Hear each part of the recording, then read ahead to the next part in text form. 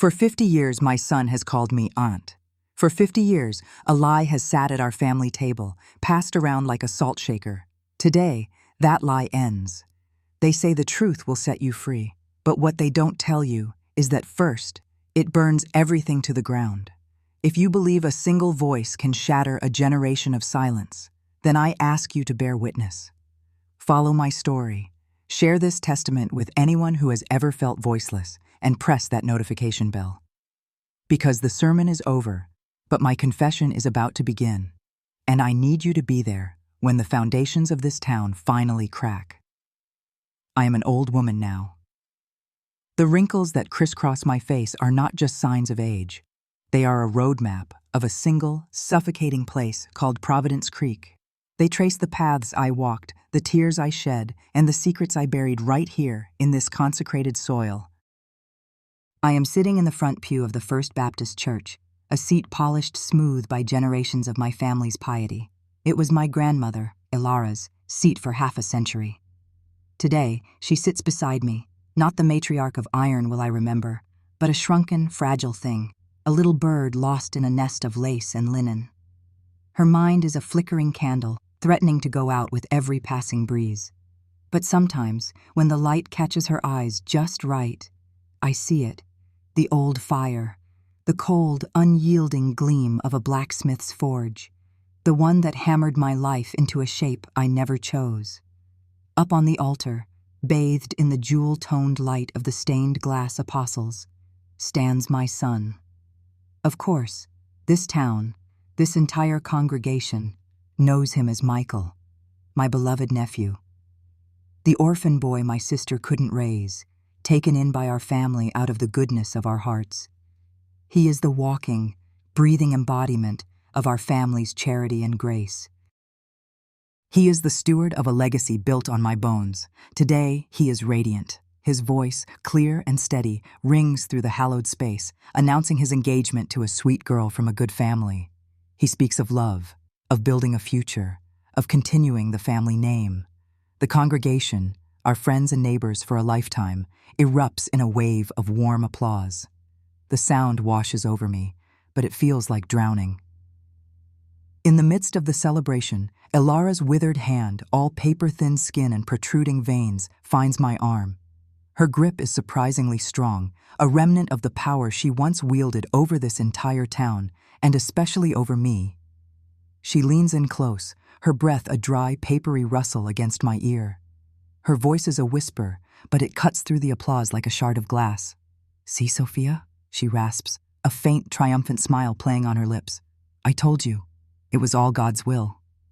That look, that simple, victorious statement. It's not a comfort. It's a final twist of the knife she plunged into my heart 50 years ago. It's the casual, arrogant dismissal of my stolen youth, my stolen child, my stolen life. For 5 decades, I have been a vessel of silence. I have carried this story inside me like a tumor, a heavy, malignant growth that has poisoned everything from within. The resentment, the rage, the grief. It's been a pile of dry, brittle tinder in my soul. And her words, her smug satisfaction, are the spark. A tiny, careless flicker, and after half a century of cold darkness, the tinder of my soul finally, violently catches fire. The pastor offers a final blessing. The organ swells. The sermon is over. Mine is about to begin. To understand the rot, the decay that festers beneath the manicured lawns and pious smiles of Providence Creek, you have to dig down. You have to see the roots. The memory doesn't just return, it floods me, pulling me back through the decades until the scent of old hymn books and lemon polish is replaced by chalk dust and decaying leaves. It was the fall of my junior year, a time when the world should have been cracking open for me. Instead, my world was Providence Creek, a town sealed under a glass bell jar. We were suffocating, slowly and willingly, on a thick atmosphere of piety, tradition, and unspoken rules. Life was a set piece, a play where everyone knew their lines and their blocking, and deviation was the greatest sin. And into that stagnant, airless world walked Mr. Abernathy. He wasn't just a new history teacher, he was a gust of wind from an entirely different world. The other teachers were fixtures, as predictable as the seasons. Mr. Henderson with his coffee-stained ties, Mrs. Gable with her shrill nasal pronouncements. They were part of the town's tired furniture. Abernathy was electric. He was tall, with a way of leaning against his desk that felt both casual and commanding. He didn't just recite dates and battles from our dry, dog-eared textbooks. He challenged them. He brought history to life not as a collection of facts, but as a swirling vortex of human passion, folly, and desire. History, he told us on that first day, his eyes sweeping across the classroom of bored, restless teenagers, is not about memorizing the dead. It's about listening to them. It's about understanding that the same hopes and fears that drove queens and revolutionaries are churning inside you right now. He quoted poets I'd never heard of, Rilke, Yeats, as if they were personal friends. He spoke of art and philosophy, of ideas that felt dangerously vast and thrillingly alive. While other girls in my class whispered about his sharp suits or the way his hair curled just so behind his ears, I was mesmerized by something else entirely. It was the intellectual intimacy he offered. He created a space in that classroom where my mind felt not just permitted, but encouraged to stretch its wings, and he saw me, or he made me believe he did. In a town where I was known only as Elara's quiet granddaughter, a girl expected to be pleasant, modest, and unremarkable, he saw something else. One afternoon, he kept me back after class. The room was empty, the late afternoon sun slanting through the tall windows, illuminating dust motes dancing in the air. "Sofia," he began, his voice softer than it was in class, more conspiratorial. "Your last essay. It was extraordinary." I mumbled a thank you, my cheeks burning. "No, I mean it," he insisted, stepping closer. "The way you connected the fall of Rome to the anxieties of our own time. It shows a mind that is stifled here." He gestured vaguely at the window, at the town beyond. A mind that sees the cracks in the facade. He said the word mind as if it were the most beautiful thing in the world. He spoke to me not as a child, but as an equal, a fellow traveler trapped in a land of the intellectually blind. He talked about the tyranny of small-town thinking, the comfort of conformity. He was articulating the very frustrations that had been churning inside me for years, thoughts I'd never dared to speak aloud for fear of being branded difficult or strange. He made me feel seen. He made me feel special. He made me feel understood. I would sit in his class, hanging on every word, feeling a secret thrill when his eyes met mine, a silent acknowledgement passing between us. It felt like a lifeline. He was the only person who seemed to see the gilded cage my grandmother had so lovingly constructed around me, the cage of family honor, reputation, and duty. I was so grateful, so utterly captivated, that I never realized he wasn't offering me a key. He was simply forging a new cage, a much smaller and more terrible one, just for me. The special lessons began a few weeks after that first conversation. It was a natural progression, or so he made it seem. "You have a hunger for knowledge that can't be satisfied in a 45-minute class, Sofia," he'd said, his smile both encouraging and proprietary. "We should continue our discussions after school." His office became our sanctuary. It was a small, cluttered room at the end of a quiet hallway, smelling of old paper, pipe tobacco, and the leather bindings of forgotten books. It felt like a haven from the judgment of the school, a pocket of the world that belonged only to us. At first it was just that, discussions. We'd talk about Machiavelli and the nature of power, about the romantic poets and their rebellion against a sterile world. He would lean back in his chair, pipe in hand, and listen to me with an intensity no one else had ever shown. He praised my insights, celebrated my questions. He laid the foundation brick by brick, earning my complete and total trust. Then, the praise began to be accompanied by a touch, a hand on my shoulder as he leaned over to look at a passage in a book. "You see it so clearly," he would murmur, his fingers lingering just a second too long. A light touch on my arm to emphasize a point. They were small gestures, easily dismissed, easily explained away as paternal or avuncular, but they sent a confusing jolt through me every time.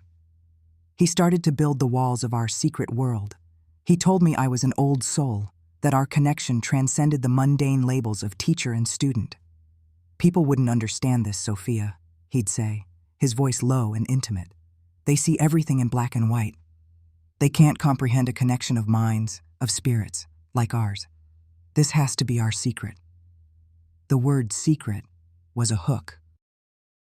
It made what we had feel precious, fragile, something to be protected from the crude misunderstandings of the outside world. He was isolating me, cutting me off from anyone I might have confided in, all under the guise of protecting something beautiful. The first time he kissed me, the world tilted. He had been quoting Shakespeare, something from Romeo and Juliet, about Holy Palmer's kiss. He had taken my hand, tracing the lines on my palm, and then he leaned in. It wasn't passionate, it was soft, questioning, and utterly terrifying. I froze, my mind a blank roar of confusion and panic. When he pulled back, he didn't look triumphant. He looked vulnerable. "Forgive me," he whispered, his eyes full of a carefully crafted sorrow. "My heart forgets its place sometimes. This connection, it's overwhelming." He was framing his predation as poetry, his transgression as an uncontrollable overflow of profound emotion. He was the teacher, and I was his student. I was learning the anatomy of shame. The abuse was a slow poisoning, a gradual, methodical dismantling of my will. He dismantled my no, piece by piece, an expert demolitions man taking down a building so carefully that no one on the outside notices until it's a pile of rubble. When I would pull away, he would look wounded. "Did I frighten you? I'm so sorry. I just feel so close to you, Sofia. I forget myself." When I would say we shouldn't, he would agree, but with a tragic sigh. "You're right, of course. We must be careful. But can we deny something so pure? Isn't that the greater sin?" He convinced me that my fear was not a warning sign, but a failure of courage. He persuaded me that my reluctance was not intuition, but childishness. My no became a yes. I was simply too afraid to admit. It escalated. It happened in his car, parked down a forgotten lover's lane, the windows fogged over, the darkness outside a cloak for his actions. It happened in his study at his own home, the shelves lined with the same books we discussed, while his wife, a pale, oblivious woman, was at her weekly book club meeting, ironically discussing novels about women's lives. Each time, he was the gentle guide, the patient teacher leading me into a new, more dangerous territory. He would soothe my fears with poetry and philosophy, wrapping the ugliness of what he was doing in the beautiful language he knew I admired. I was trapped. I was ashamed of what was happening, but I was also ashamed of my own complicity, the part of me that still craved the intellectual validation he gave me, the only person who had ever made me feel brilliant. I was 16, and I was his student, and he was teaching me my most brutal lesson, how to hate myself. The lessons in shame culminated in a final biological truth, a sickness in my belly every morning that wasn't just nerves, a new fullness in my body. Then, the missed cycle, a glaring red flag in the calendar of my life. The world didn't just tilt this time, it shattered into a million irreparable pieces. The quiet hum of dread that had become the background noise of my existence crescendoed into a full-blown scream of panic inside my head. I was 16 years old, and I was pregnant with my history teacher's child. I told my mother first, Mary, a woman who had long ago allowed her own spine to be dissolved by the acid of my grandmother's will. She was a gentle ghost in our lives, floating from room to room, her primary function to placate Elara and maintain a surface-level peace. I found her in the garden, tending to her roses, her one small act of rebellion. When I choked out the words, her pruning shears fell from her hand and clattered on the stone path. The color drained from her face. She didn't hug me. She didn't ask if I was okay. She just wept. Thin, hopeless tears that offered no comfort, only a reflection of her own powerlessness. Her first and only act was to take me by the arm, her touch trembling and cold, and lead me from our small house up the gravel path to the main house, to Elara. I walked into that imposing parlor like a lamb to the slaughter. I expected a hurricane of fury. I expected screaming, condemnation, verses of scripture thrown at me like stones. I was prepared for damnation. What I received was something far worse, a profound, unsettling, chilling calm. Elara was sitting in her high-backed armchair, the throne from which she ruled our family. She listened as my mother stammered out the horrible truth, her eyes never leaving my face. They weren't angry. They were assessing, calculating, as if she were examining a piece of livestock, a valuable asset that had unexpectedly developed a complication. When my mother's words ran out, the silence in the room was absolute. Then, Elara spoke, her voice as crisp and cold as a winter morning. "Leave us, Mary." My mother scurried out of the room without a backward glance, abandoning me completely. Elara stood up and walked to the window, looking out over the lands that had been in our family for generations. "Mr. Abernathy," she said, her back still to me. It wasn't a question. "He is the last of his line, is he not? The last male Abernathy in this county." I could only nod, my throat too tight to speak. She turned, and for the first time, I saw a flicker of something in her eyes. It wasn't anger. It wasn't disappointment. It was a grim, terrifying flicker of something that looked like success. She didn't raise her voice. She simply laid out my sentence. "You will not return to school. You will not see your friends. You will stay here." She led me up the grand staircase, past the second floor where the family lived, and up another narrower flight of stairs to the third floor, a place of storage and forgotten things. She opened the door to a small, stark guest room at the end of the hall. It had a bed, a dresser, and a single window that looked out over the back fields. "You will remain in this room," she stated, her tone final. She looked not at me, but through me, her gaze fixed on my stomach, as if she could already see the precious cargo I carried.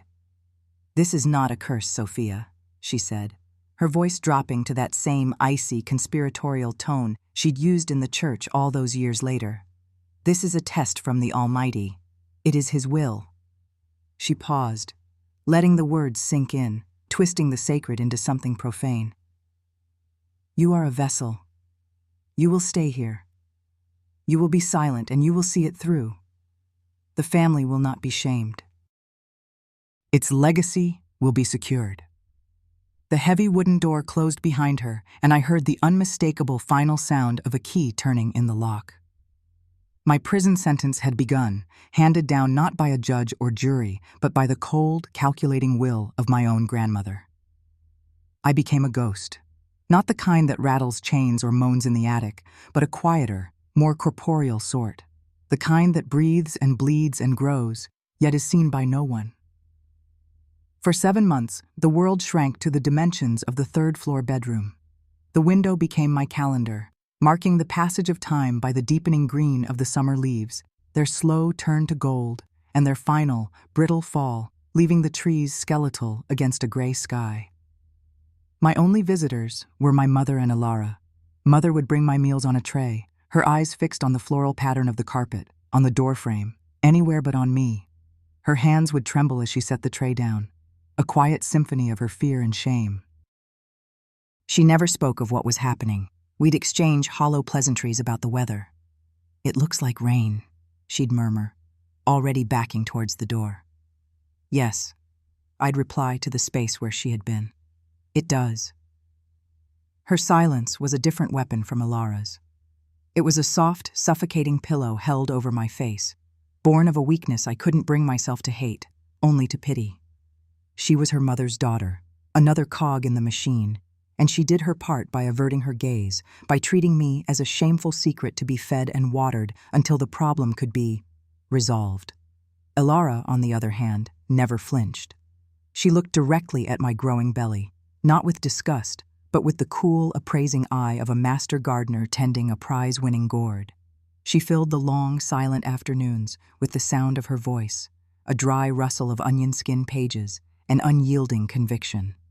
The Bible was her cudgel and her shield. She'd sit in the armchair by the window, the light catching the silver in her hair, and read. "A woman of valor, who can find," she'd begin, her voice resonating in the still air. "Her value is far beyond pearls. Her husband's heart trusts in her. She is clothed in strength and dignity." She would pause, letting the words hang in the air, a stark contrast to my reality. I was not clothed in dignity. I was wearing a shapeless, borrowed nightgown, my value measured only by the life I carried, a life that was not for me to keep. She'd turn the page. "Thus said the Lord," she'd proclaim, her gaze locking onto mine. "Before I formed you in the womb, I knew you. Before you were born, I consecrated you." In her mouth, the words were not a comfort, but a verdict. I was consecrated not for my own purpose, but for hers. My body was a field she had claimed, and she was waiting for the harvest. She spoke of legacy, of lineage, of the sacred duty to preserve what our forefathers had built. She twisted faith into a blueprint for her own ambition. "The family, Sofia," she said one afternoon, closing the heavy book and placing it on her lap. Her hands, veined and strong, rested on the leather cover. "The family is an ark. Outside is the flood, the chaos of the modern world, the sin and the degradation. Inside we are safe, but the ark must be maintained. Every plank, every nail must serve its purpose. Sometimes a plank must be reshaped. Sometimes a sacrifice must be made to keep the vessel seaworthy." "What sacrifice?" I whispered, my hand instinctively going to my belly, where a flutter, a kick, reminded me of the truth. This was not a plank. This was a person. "Your body is a vessel, Sofia," she continued, ignoring my question as if it were the buzz of a fly. "A temporary vessel for a permanent legacy. A great honor has been bestowed upon you, though you did not earn it. You have been chosen to carry the future. Do not mistake the vessel for the treasure it contains." I was a phantom, haunting the halls of my own home. I'd press my ear to the floorboards, trying to catch the distant sounds of life below, the murmur of the television, the clink of silverware, the chime of the grandfather clock marking hours I no longer owned.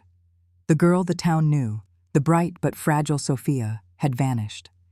In her place was a new story, one whispered by Elara to concerned callers.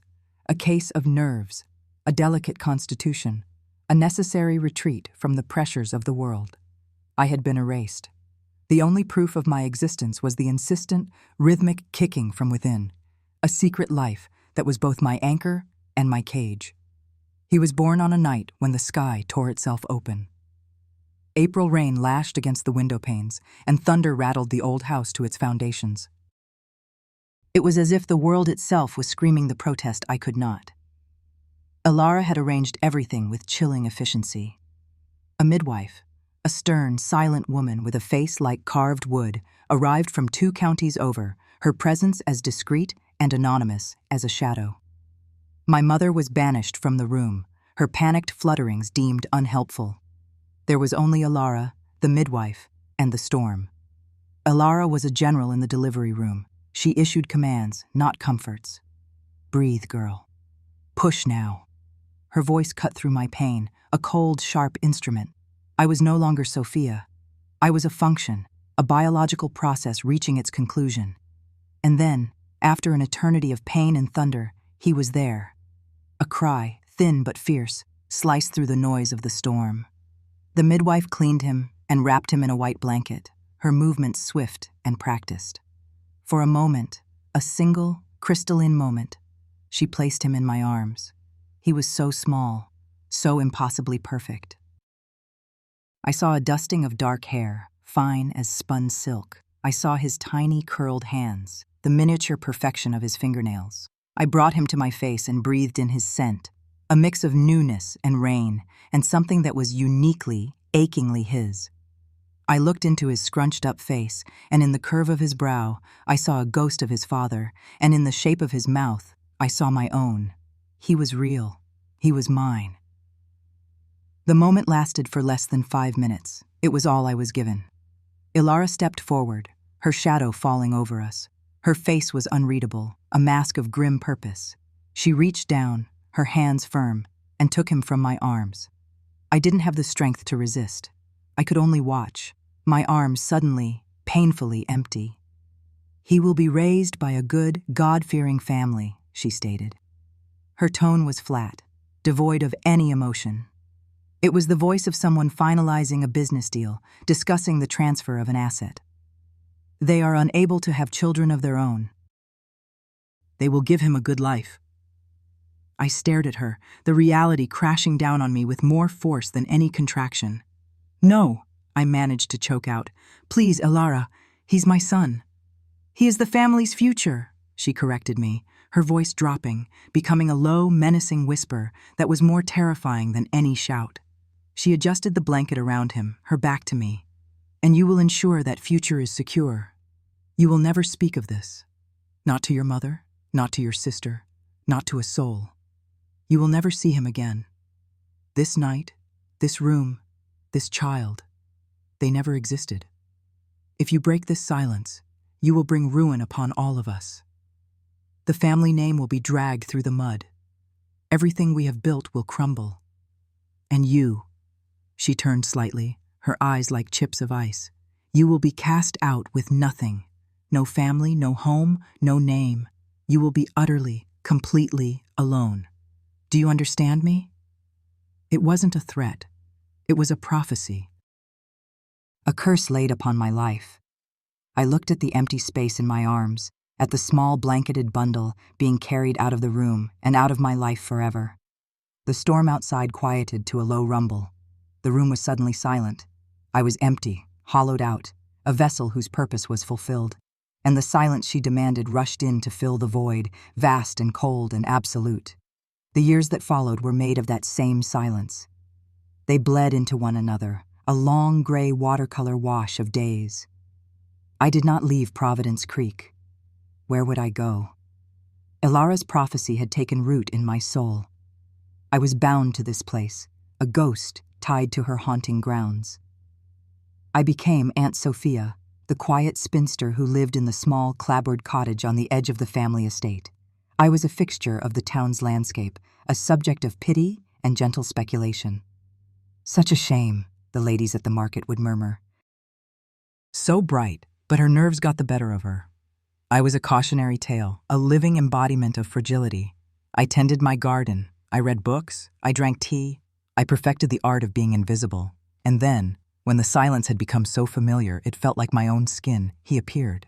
I was trimming the roses that climbed the cottage trellis, the late afternoon sun warm on my back. A car crunched up the gravel drive of the main house. My parents, looking older and more careworn than I had ever seen them, got out, and with them was a little boy. He was about 5 years old, with dark, unruly hair and a serious expression. He held my father's hand tightly, looking up at the grand, imposing house with wide, uncertain eyes. That evening, Elara summoned me for dinner. This was a rare occurrence, reserved for holidays or significant family announcements. The atmosphere in the dining room was thick with a strange, forced cheerfulness. "Sofia," my father said, clearing his throat and avoiding my eyes. "This is Michael." The little boy looked at me from across the polished mahogany table.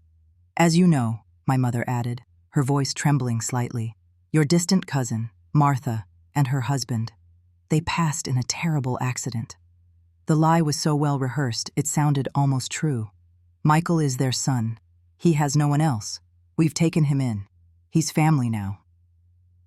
Elara watched me, her gaze sharp and unwavering.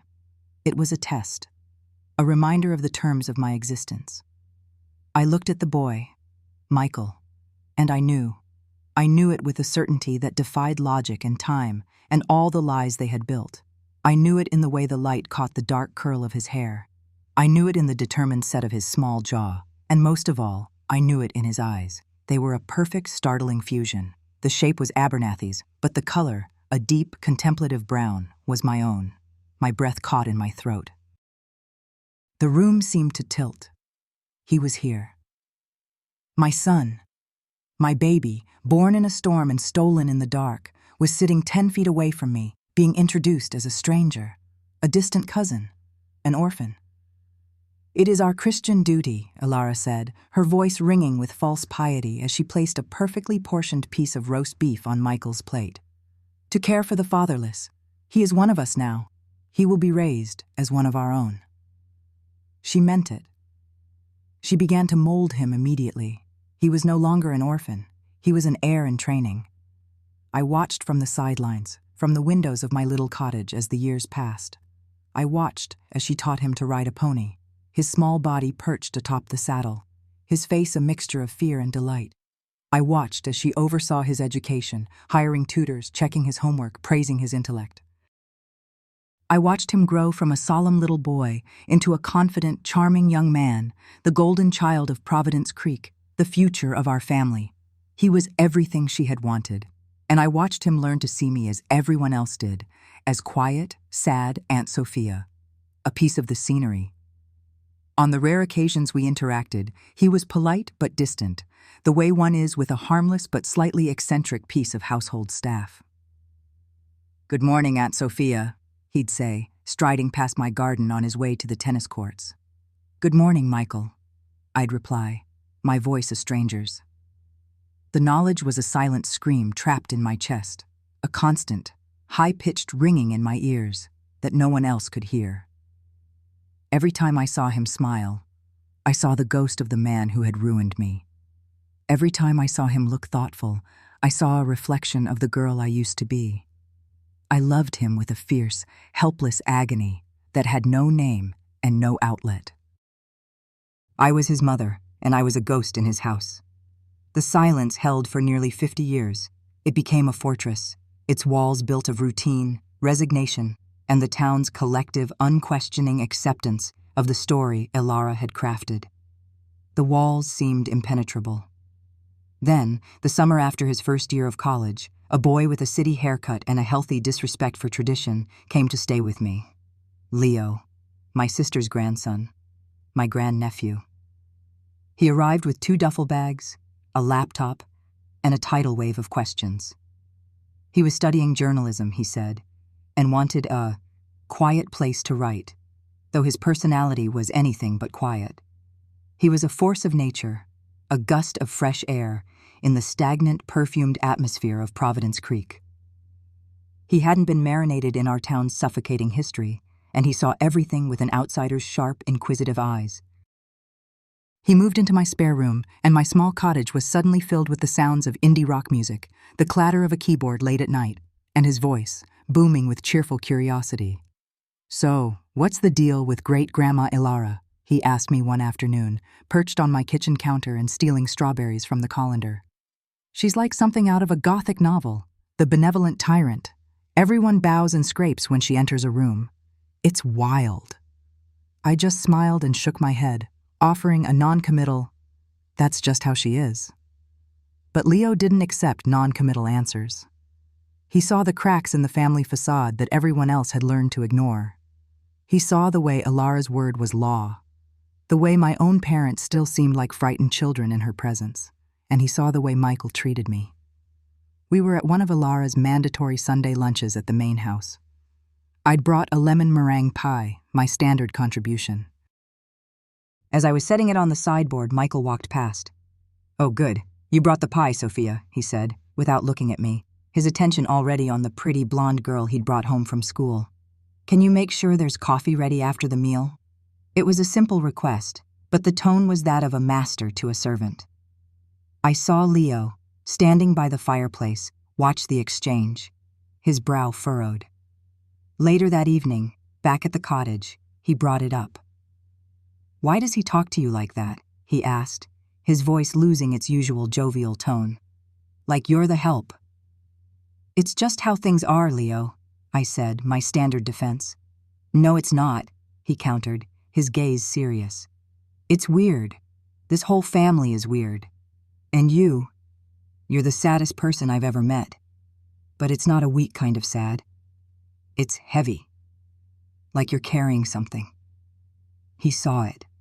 He saw past the quiet spinster, past the fragile woman with the bad nerves. He saw the weight. He didn't push, but he watched. He started spending more time with me, asking about my garden, about the books I read, about my life before I became this muted version of myself.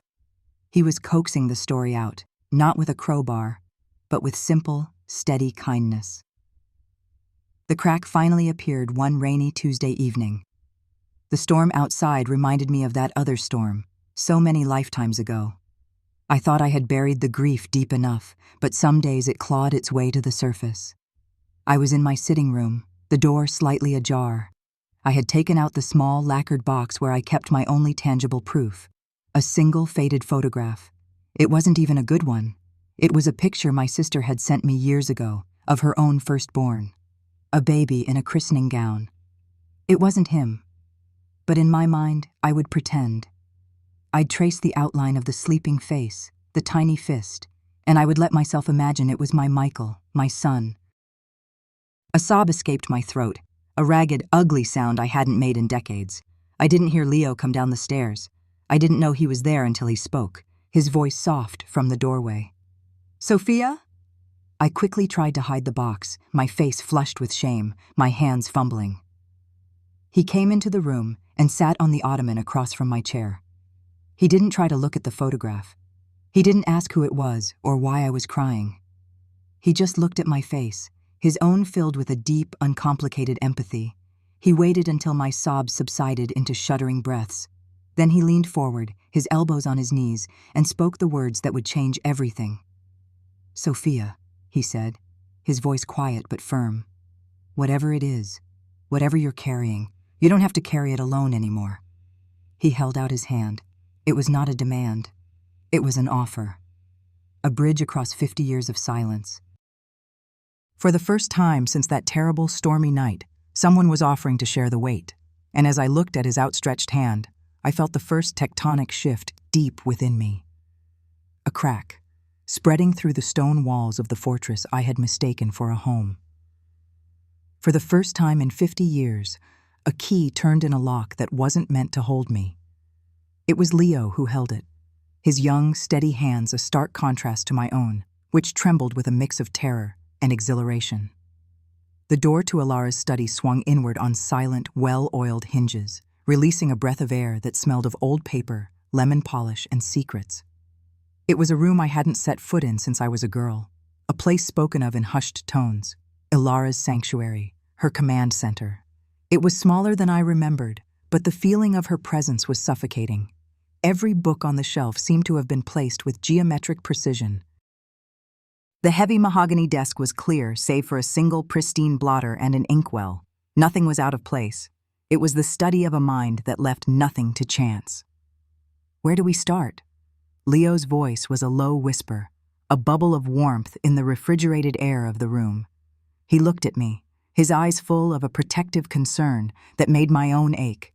I scanned the room, my gaze falling on the one object that seemed more fortress than furniture. A heavy cedar chest, bound with iron straps, sat squat and immovable against the far wall. As a child, I'd imagined it held pirate treasure or the gowns of long-dead ancestors. Now, I knew it held something far more valuable and far more dangerous: the past. "There," I breathed, pointing. "It was always locked, always." Leo nodded, pulling a small leather roll from his jacket pocket.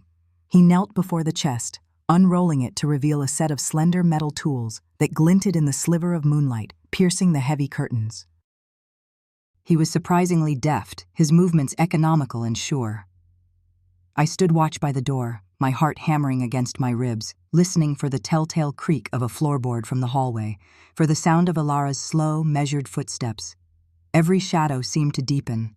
Every tick of the grandfather clock in the hall outside sounded like a hammer blow, counting down our time. "She told me once," I whispered, the memory surfacing unbidden, "that some things are meant to be buried, that digging them up only poisons the soil for everyone else." "Some things aren't buried," Leo murmured, his focus entirely on the lock. "They're just hidden. There's a difference." He worked for another minute, a small frown of concentration on his face. Then, with a soft, metallic click that sounded deafening in the silence, the lock gave way. He looked up at me and smiled, a quick, triumphant flash of white in the gloom. "Poison's only dangerous if you let it stay in the ground." He lifted the heavy lid. The scent of cedar and mothballs billowed out, a ghostly perfume of preserved time. The top layer was just as I'd imagined: yellowed linens, brittle with age, a christening gown, a pair of tiny silver-buckled shoes, relics of a family history I had always been told was spotless, noble, but beneath them, the texture changed. We lifted the linens away carefully, as if performing an excavation. Underneath lay stacks of documents tied with faded ribbon. Old deeds, tax records, letters, and at the very bottom, a heavy, leather-bound folio. It felt cold to the touch, ancient. There were no markings on the cover. I took it from Leo, my fingers tracing the worn leather. I carried it to the desk, and under the cone of light from Elara's green glass reading lamp, I opened it. The parchment was thick, the ink a faded sepia. The script was an elegant, looping calligraphy that was difficult to decipher. At the top, in bold letters, it read, "The Founding Covenant of Providence Creek." "What is it?" Leo asked, leaning over my shoulder. "The town charter, I think," I said, my eyes scanning the dense text. It spoke of land grants, of water rights, of the establishment of the church and the town council. It was signed by a handful of men, the founding fathers of our little world. My great-great-grandfather's name was there, bold and clear, Alistair Croft. And next to it, another name that made the air in my lungs turn to ice, Thaddeus Abernathy. "Abernathy," Leo said the name softly, a question in his voice. "Keep reading," I urged, a knot of dread tightening in my stomach. My finger traced the lines of text, moving past the formal legalisms until it stopped on a paragraph near the end. It was an addendum, a special clause that seemed almost stapled on as an afterthought, yet the language was ironclad. Leo read it aloud, his voice dropping as he grasped the meaning. To ensure the lasting prosperity of Providence Creek, and to prevent the fragmentation of the original founding family land grants through dilution or sale to outside interests, it is hereby covenanted that the consolidated Croft Abernathy estate, as defined by the initial grants herein, shall not be divided. In perpetuity, said estate may only be passed in its entirety to a single male heir, born of legal union or otherwise, who possesses the blood of both the Croft and Abernathy founding lines. He stopped. The room was utterly still. The clock in the hall had stopped chiming. It felt as though the whole house was holding its breath. "Blood of both," I repeated, the words tasting like ash in my mouth. My blood, and his, Mr. Abernathy's. It wasn't a coincidence. It couldn't be. This document, this bizarre, chilling clause from over a century ago, it was a map. A map that led directly to the locked room on the 3rd floor, to a 16-year-old girl and a man who had called her special. It was the first piece of the architecture of my ruin. "Sofia." Leo's hand was on my arm. "This means—" "I don't know what it means," I said, my voice trembling. "Not yet. But it's not everything. There has to be more." My eyes darted around the study, frantic now. This covenant was the what, but it wasn't the how. It wasn't the why. That required a mind. It required a plan. It required an architect. My gaze fell on the desk. A heavy, ornate piece of furniture, full of drawers. I started pulling them open. Old pens. Stationery. Sealing wax. Nothing. "Check for a false bottom," Leo suggested, his mind working practically where mine was dissolving into panic. He ran his hands along the inside of the deep bottom drawer, knocking gently. Near the back, he paused. "Here." He pressed a section of the wood, and with a quiet sigh, a thin panel at the base of the drawer popped up. And there it was, a single volume, bound not in leather, but in simple, dark blue cloth. A diary. Elara's diary. The script on the cover was her own. Precise, disciplined, unmistakable. My hands shook so badly I could barely hold it. This felt like a more profound violation than breaking into the room. This was an intrusion into her very soul. I sank into her desk chair, the leather cool against my skin, and opened it. The first few pages were mundane, notes about the weather, the garden, church socials. Then I found the year I turned 15, the year Mr. Abernathy came to town. And the true horror began to unfold, written in my grandmother's neat, steady hand. I read, my mind struggling to accept the words on the page. Leo stood behind me, reading over my shoulder, his occasional sharp intake of breath the only sound in the room. Elara's script was as cold and pragmatic as a surgeon's report. October 12th. The entry began. Another letter from the lawyers. The estate taxes are becoming untenable. My son, my poor, weak William, left me only daughters. Good girls, but useless for the covenant. The Croft line ends here, on my watch. The legacy of Alistair, all this land, this standing, it will be broken up, sold off to strangers. I will not allow it. I will not be the matriarch who presides over the dissolution of our family. My father's name, weak William. The casual cruelty of it stole my breath. November 3rd. Providence. A small miracle, perhaps. The school board has hired a new history teacher, a Mr. Robert Abernathy. My inquiries confirm the impossible. He is the last of Thaddeus Abernathy's line, a bachelor, unattached. And according to my sources in the city, carrying significant hidden debts from a failed business venture, a man with weaknesses is a man who can be guided. I felt a wave of nausea. She had researched him. It wasn't fate that brought him to Providence Creek. It was Elara. November 15th. I have observed him. He is vain.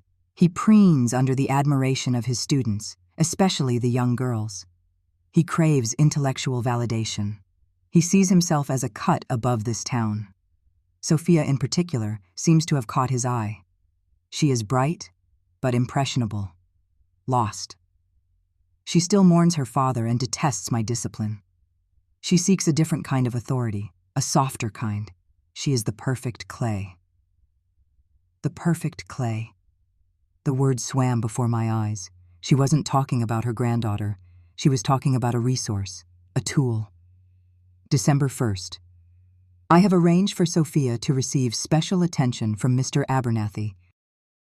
I spoke to the principal, suggesting a mentorship for my gifted, troubled granddaughter. I spoke to Sofia, praising his intellect, suggesting she could learn so much from a man of his worldly experience. I planted the seeds. Now, I must simply tend the garden and wait for it to bear fruit. The euphemisms were the most chilling part. Special attention. Bear fruit. She was orchestrating it all.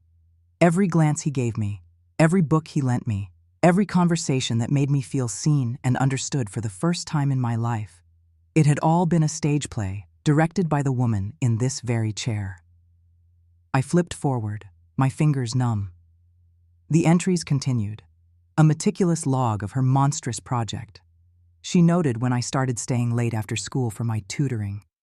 She noted my changing moods, my increasing secrecy. She saw it all. And then, the entry that shattered the last remaining piece of my reality. April 22nd. Success. The girl has confirmed my hopes. She is with child. She is terrified, of course, but that is of no consequence. The vessel is sound. The union is complete. The covenant will be fulfilled. Tonight I knelt and gave thanks. God provides. No, I whispered, shaking my head. No, no, no. Leo's hand tightened on my shoulder. Sofia, breathe. But I couldn't. The air was thick with the truth. My pregnancy, the source of my lifelong shame, the sin that had defined and destroyed my life, hadn't been a sin to her at all. It had been the goal. My isolation, my imprisonment. It wasn't a punishment. It was an incubation. She hadn't been hiding my shame. She had been protecting her investment. She hadn't been following God's will. She had stolen his authority and bent it to her own. The architect of my sin was the very woman who had condemned me for it. The diary slipped from my fingers and fell to the floor. The sound echoed the collapse of my entire world. The foundation of my life, the story of a foolish girl who made a terrible mistake and paid the price, was a lie. I was not a sinner. I was a sacrifice. I don't know how long I sat there staring at the polished wood of the desk, seeing the reflection of a hollowed-out old woman. Leo finally knelt in front of me, taking my cold hands in his. "She didn't break you, Sofia," he said, his voice fierce. "Look at me." She tried. She used you. She did something unspeakable, but she did not break you. You're still here." His words were a lifeline in the swirling vortex of horror. He was right. I was still here, and I was holding the truth in my hands. The cold dread that had lived in my bones for 50 years was beginning to burn. It was morphing into something else, something hot and hard and clear. It was rage, pure, clarifying rage. I stood up, my legs surprisingly steady. I picked up the diary from the floor. I held it tight against my chest, its cloth cover feeling like armor. "Where are you going?" Leo asked, standing with me. "To the main house," I said. My voice was different. The tremor was gone. "She's awake. She'll be by the fire." With the diary clutched in one hand and the covenant in the other, I walked out of the study, leaving the door wide open. I didn't look back. There was nothing left for me in that room of ghosts.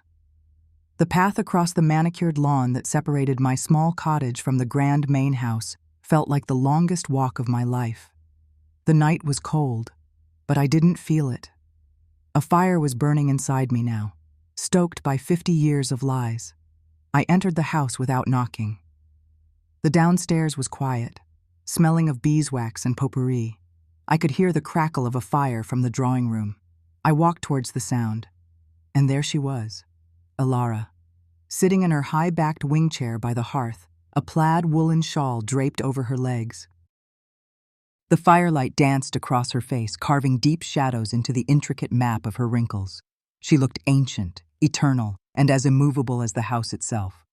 She looked up as I entered, her expression not one of surprise, but of mild annoyance at the interruption of her peace.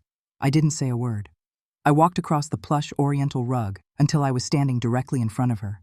Her pale blue eyes, still sharp and intelligent, followed me. They held no warmth. They never had.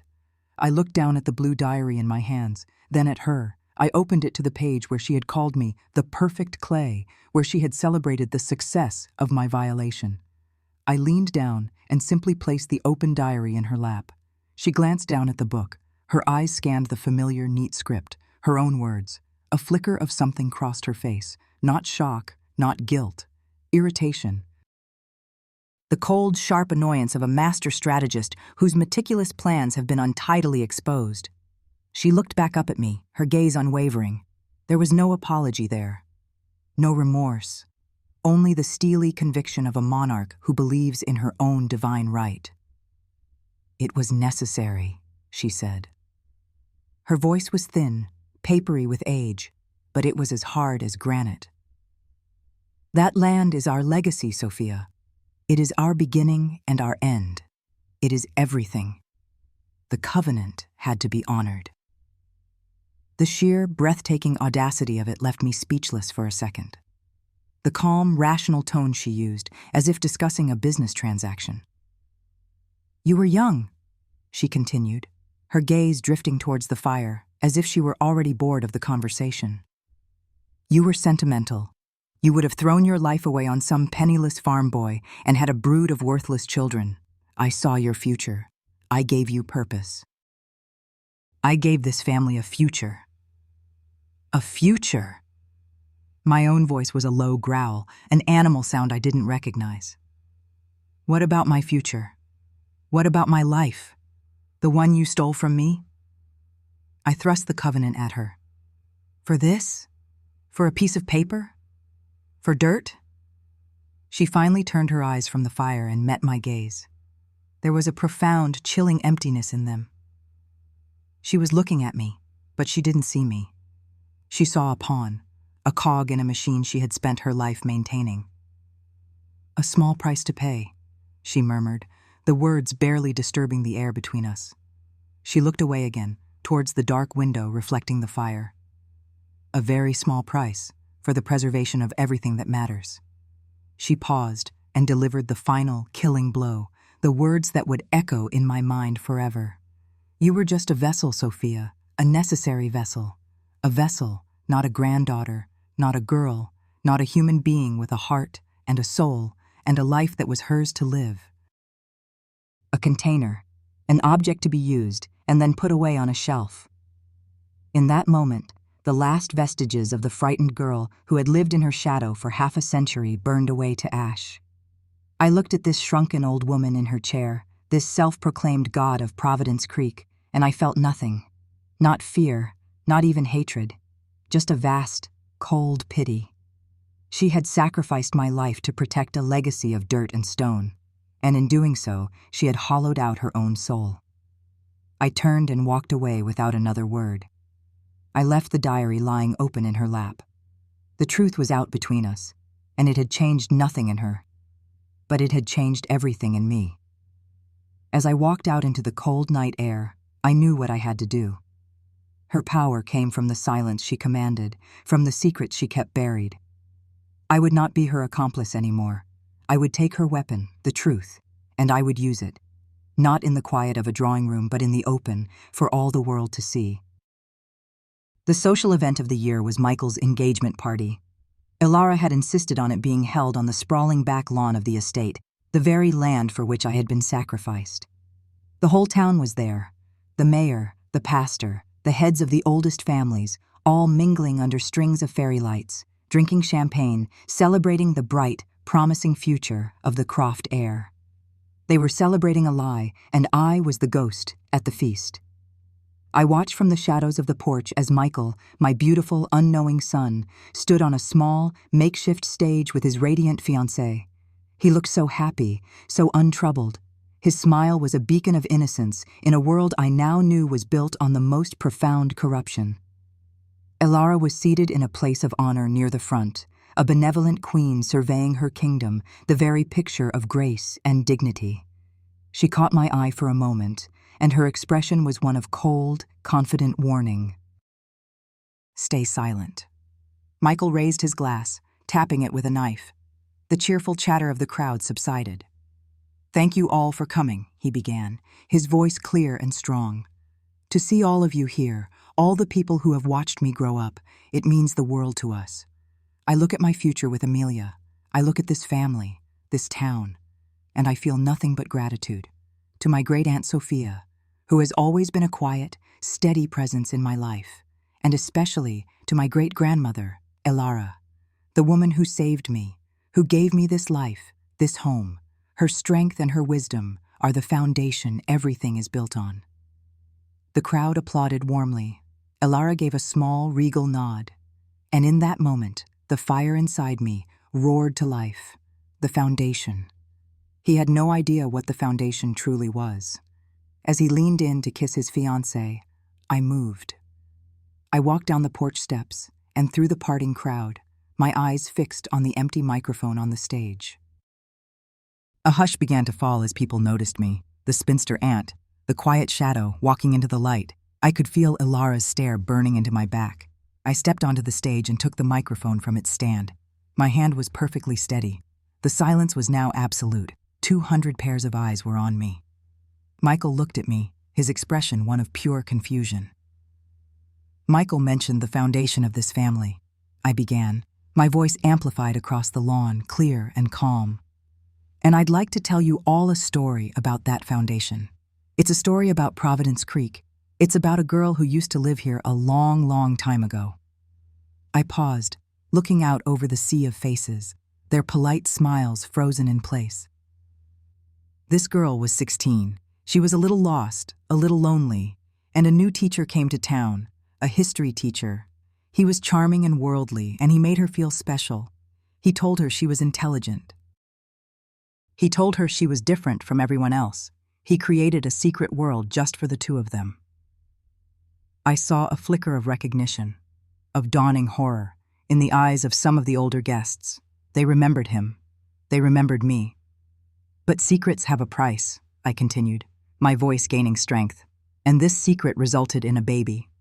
A collective gasp went through the crowd. I saw Michael's fiancée take a step back from him. Michael himself just stared at me, his face pale with disbelief. I held up the leather-bound covenant. "This is the founding covenant of our town. I'm sure some of you have heard of it, but I doubt any of you have read the fine print."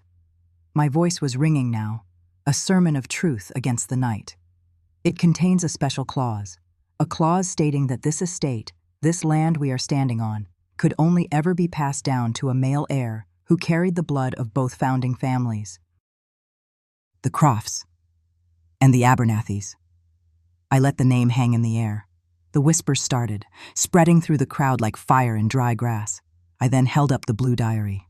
This is the diary of the family matriarch, the woman Michael just called the foundation of his life. Let me read you her words from the year the new teacher arrived. I read her entries. I read about her panic over the legacy, her research into the last male Abernathy, her cold and calculated plan. I read the phrase, the perfect clay. I read the words, the necessary union. I read her declaration of success when she learned of my pregnancy. The air grew thick and heavy with shock. People were looking from me to a now ashen-faced Elara, who sat frozen in her chair. Finally, I put the papers down on the podium. I looked away from the horrified crowd, away from my grandmother's crumbling facade, and I looked directly at the man I had only ever been allowed to call my nephew. The man whose face held the ghost of my own. The teacher's name, I said, my voice no longer loud, but a clear, intimate statement that carried to every corner of the silent lawn, was Mr. Robert Abernathy.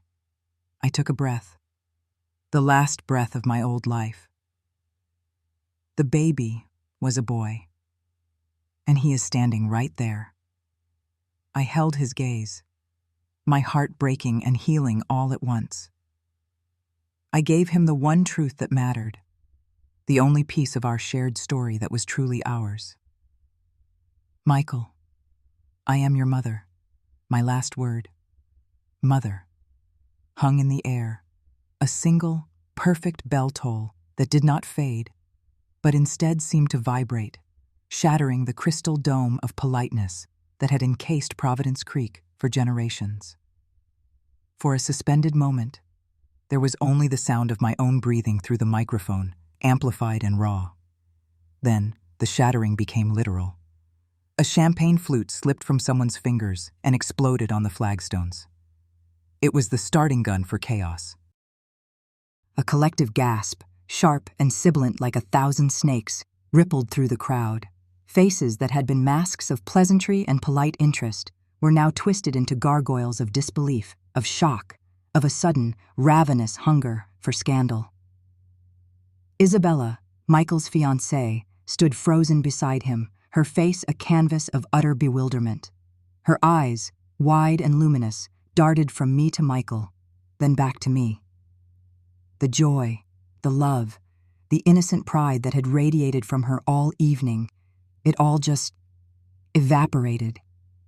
It was like watching a film run in reverse, the color draining from her cheeks, her smile collapsing inward, her posture crumbling. She took a half step away from Michael, a reflexive, instinctive recoil from a man who had suddenly become a stranger. He didn't seem to notice. He was staring at me, his own face a mask of such profound, hollowed-out shock that he looked like a statue, a monument to a life that had just been dynamited. Isabella made a small, wounded sound, a little gasp of pain, and then she turned and fled. She didn't run gracefully. She stumbled, her beautiful silk dress catching on a rosebush, tearing with a faint, final rip. She disappeared into the twilight, her sobs trailing behind her like a ghostly echo. The whispers started then. Not quiet, furtive murmurs, but a loud, churning roar, the sound of a hornet's nest kicked over. Did you hear? His mother? Abernathy. Our Mr. Abernathy? The name passed from lip to lip, a contagion of disgrace. I scanned the crowd and found him. He was no longer the charismatic, imposing figure from my memories. He was just a stooped, frail old man, his tweed jacket hanging loosely on his shrunken frame. He was clutching the arm of his wife, a woman who looked as if she'd been struck by lightning. His face was ashen, his mouth opening and closing with no sound coming out. The gentle, scholarly reputation he had cultivated for over 50 years was dissolving in real time, turning to ash in the furnace of my truth. A few of the town elders, men who had once been his students, moved towards him. It wasn't a gesture of support. They formed a tight, grim circle around him, their faces set like stone, and began to escort him away from the party, through a side gate. He didn't resist. He looked utterly broken, a hollowed-out husk of a man being led away from the ruins of his own life. The family name, Abernathy, which had been synonymous with history and academia, was now a byword for perversion. And our name, the name of my family, which had been the bedrock of Providence Creek society, was now mud. I could feel the weight of it, the centuries of respect, of power, of carefully constructed legacy, all crashing down around me.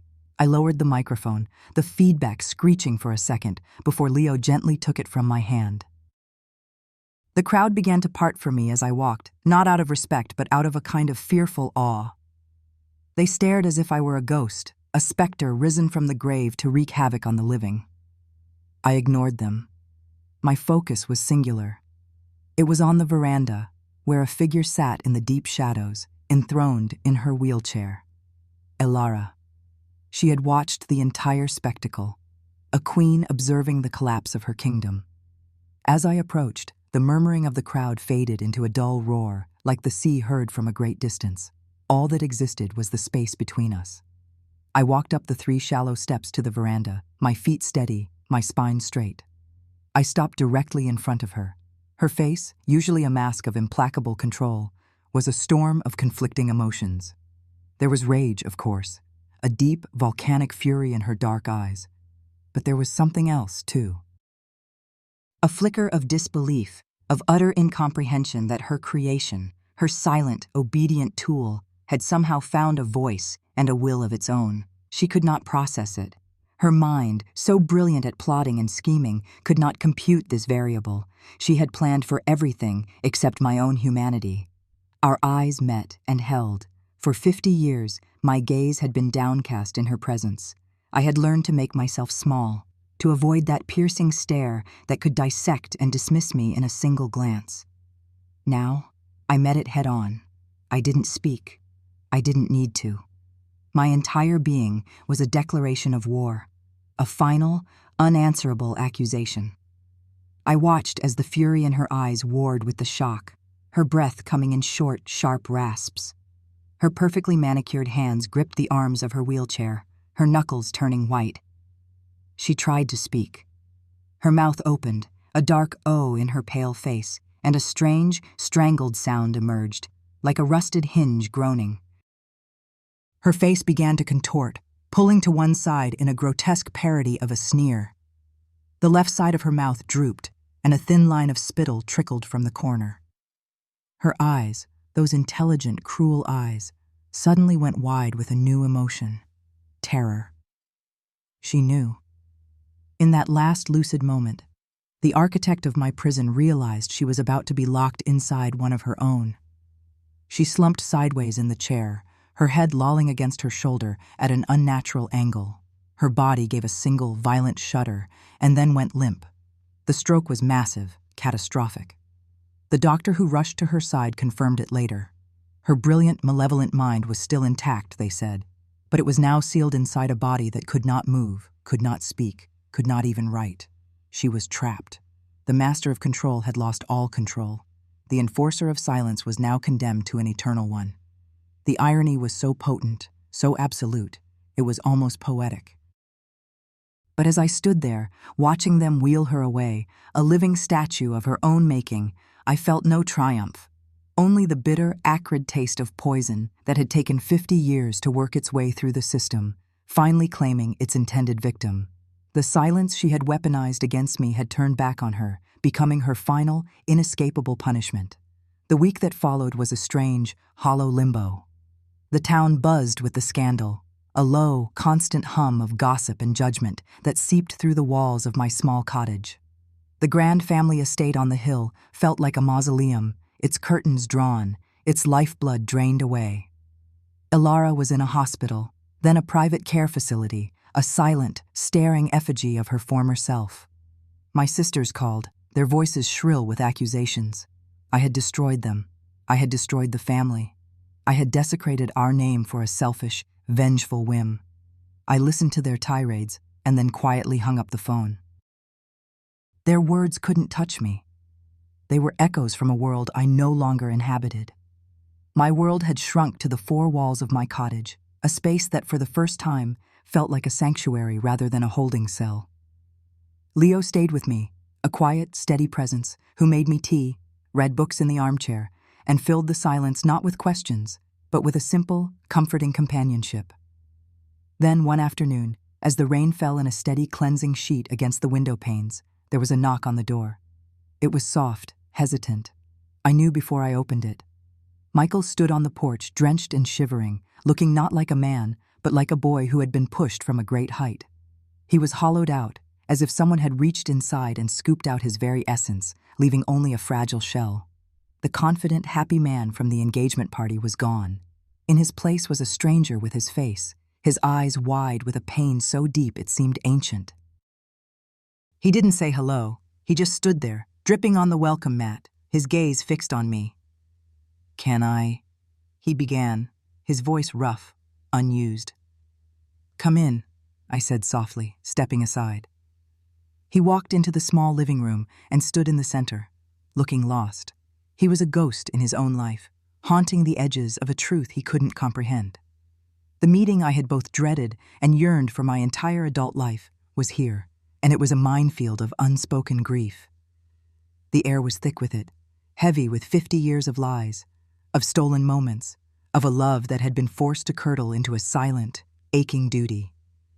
He finally turned to face me, his hands clenched into fists at his sides. "Why?" The word was a raw tear in the fabric of the quiet room. It wasn't just a question. It was an accusation, a plea, a howl of rage and confusion all rolled into one. "Why did you wait? All those years. You watched me, at Christmas, at my graduation. You were just there, Aunt Sofia." The quiet one. How could you? His anger was a physical force, and a part of me, the old Sofia, wanted to shrink away from it, to apologize, to make myself smaller. But I couldn't. Not anymore. I owed him more than that. I owed him the unvarnished, brutal truth. I gestured to the worn armchair. "Please, Michael, sit." He hesitated, then sank into the chair, his body slumping as if the strings holding him up had been cut. I sat on the small sofa opposite him, my hands clasped in my lap. I didn't offer excuses. I didn't ask for his forgiveness or his love. That wasn't my right. "I can't give you a reason that will make sense of the pain," I began, my voice steady, though my heart was a frantic drum against my ribs. "There is no good reason. There is only Elara's reason. Fear, pride, control. She told me if I ever spoke a word, she would cast me out and make sure my child, you, was sent away where I could never find you. I was 16 years old, Michael. I was terrified. And that fear, it calcified. It became a part of my bones. My silence became a habit, and then it became my identity." He shook his head, a bitter, humorless laugh escaping his lips. "A habit. My entire life was built on a lie because of a bad habit." "It was more than that," I said, leaning forward. "It was a prison, for both of us." I took a deep breath, forcing myself to go back, to open the door to the one memory I had kept locked away, polished to a high sheen through endless, secret recollection. "I held you for 5 minutes," I whispered. "After you were born. In that room on the 3rd floor. You were so small. Your hands were these tiny, perfect fists, and you had a shock of black hair, just like mine. They let me hold you for 5 minutes. I counted the seconds, 300 seconds. I tried to memorize everything about you, the weight of you in my arms, the little sound you made, like a kitten. The smell of your skin." Tears were streaming down my face now, hot and silent. Michael was watching me, his anger beginning to be eroded by a tide of raw, shared sorrow. "Elara came in," I continued, my voice thick. "She didn't say a word. She just took you from my arms. You started to cry. I never heard you cry again until you were a toddler, and they brought you home, telling everyone you were the son of a distant cousin who had passed, and I had to stand there and smile and be your loving Aunt Sofia." He stared at his hands, his own large, capable hands. I could see him trying to imagine them as tiny fists. The silence stretched, filled only by the sound of the rain and our breathing. He was processing it, the sheer, monstrous scale of the deception. He was angry at me for my silence. I knew that. He was enraged at Elara for her lie. And I could see in his eyes the terrifying, existential vertigo of being angry at the world for his very existence. "So what am I?" he finally asked, his voice barely a whisper. "What am I supposed to be now? My name isn't mine. My history isn't mine. The man I thought was my father. The woman I was going to marry. It's all gone. It was all a mirage." I reached over and laid my hand on his. He didn't pull away. "Your life was built on a crime," I told him, my voice firm and clear, the words I had practiced in my head 1,000 times. "It was built on my pain and Elara's ambition. That is the truth. But the life itself, Michael, that is still yours. The man you have become, a good, kind, honorable man, you built that. Not them. You did. And you get to decide who you are now. You get to choose your own name, your own history from this day forward." I stood up and went to the old wooden chest in the corner. I unlocked it and took out 2 items: Elara's leather-bound diary and the heavy, brittle pages of the town's founding covenant. I brought them back and placed them on the coffee table between us. "This is her confession," I said, touching the diary. "And this is the reason. This is the pact that started it all." He stared at the objects as if they were venomous snakes. They were the source code of his life, the artifacts of his own theft. "It is your history," I said softly. "It's a terrible, heavy burden, but it's yours. You can carry it, or you can cast it aside and walk away. You can burn it. You can build something new from its ashes. The choice for the first time is entirely yours. I gave you your life once, in a cold, lonely room, and now I'm giving it to you again, this time with the truth." He reached out a trembling hand and touched the cover of the diary. He didn't look at me.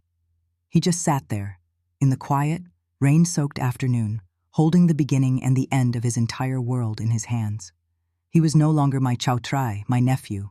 He was my son. And we were 2 strangers, sitting in a small room, with a lifetime of pain and silence between us, trying to figure out how to begin. In the days that followed my meeting with Michael, a profound and terrifying clarity settled over me. The truth, once spoken, was not a balm. It was a bulldozer. It had cleared the landscape of my life, leaving behind nothing but rubble and open ground. For the first time, there were no walls, no expectations, no predetermined roles. There was only me, Sofia, and the staggering, paralyzing weight of a blank page. And I knew what I had to do. I had to tear down the foundations. My first call was to a lawyer. My sisters, what was left of the family, fought me with a ferocity born of desperation.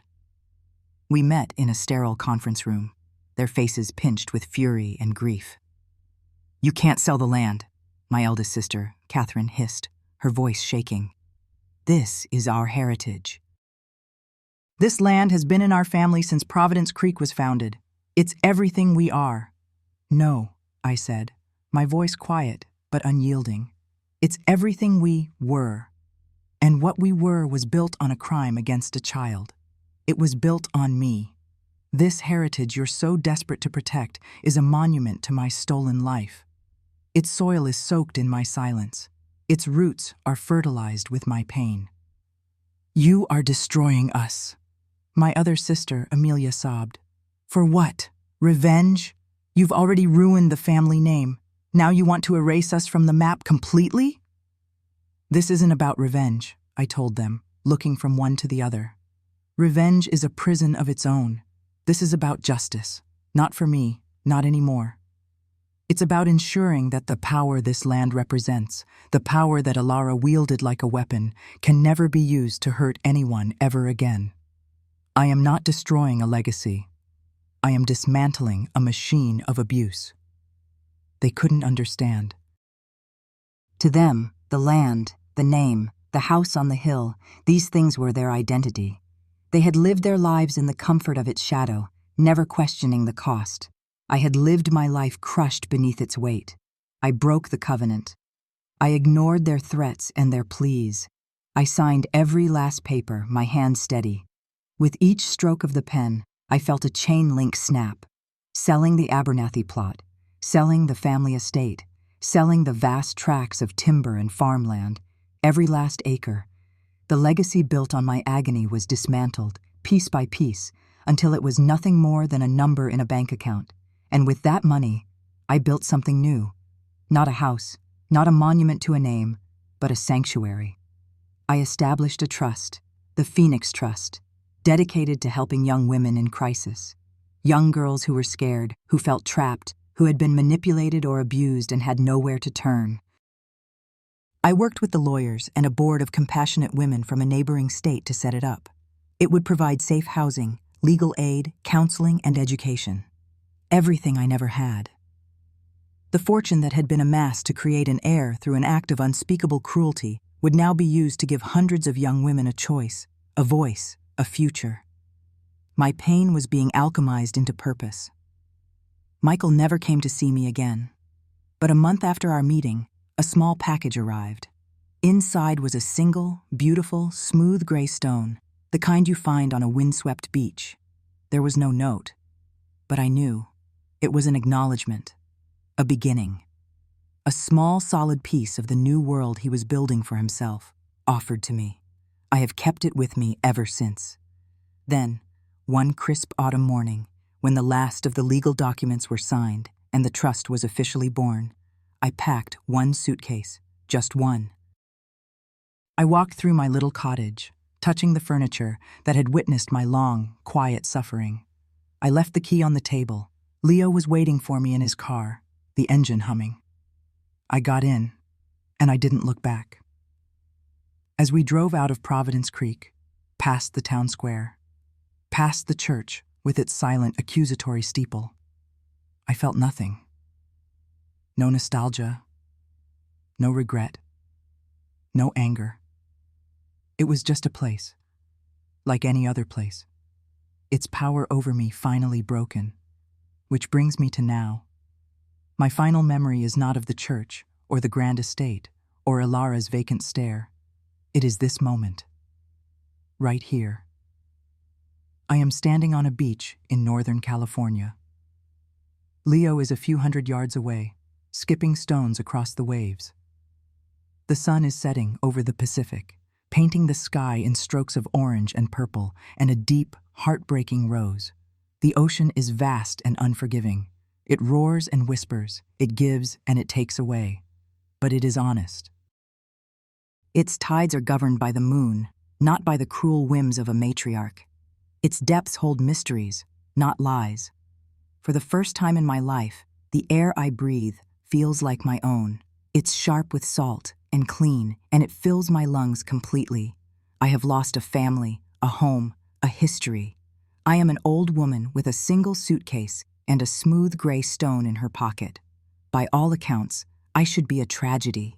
But standing here, with the last warmth of the sun on my face and my entire past, a fading shoreline behind me, I feel a profound and quiet victory. I have finally, after a lifetime of being defined by others as a daughter, a vessel, a secret, a spinster aunt, found the one person who was lost in all of it. I have found Sofia. And now I have to ask you, the person listening to my story, what is freedom really? Is it the absence of walls, or the strength to tear them down yourself? Could you ever truly forgive, or would you, like me, find that the only path forward is to dismantle the past completely? Share your thoughts in the comments below. I'd really like to know what you think.